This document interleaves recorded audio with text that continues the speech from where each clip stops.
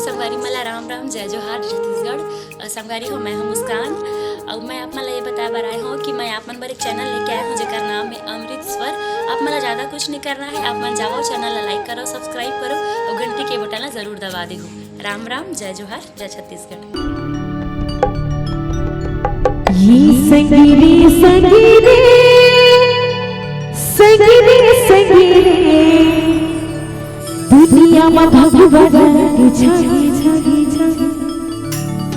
ये संगीरे संगीरे संगीरे संगीरे झुरमिल सिया राम गाए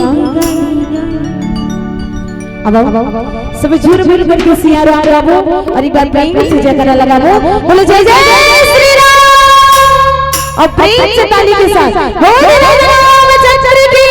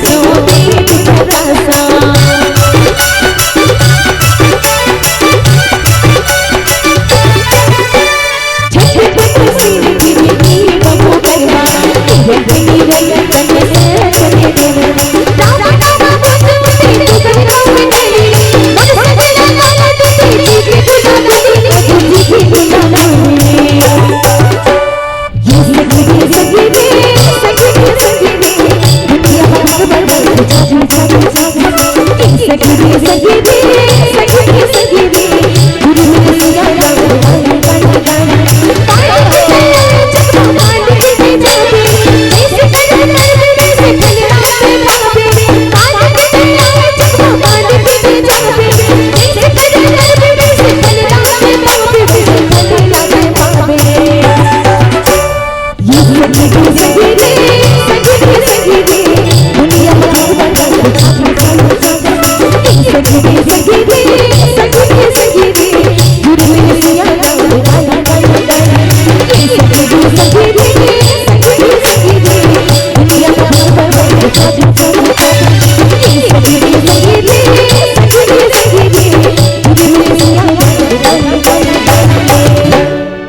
बोलिए सिया में रामचंद्र की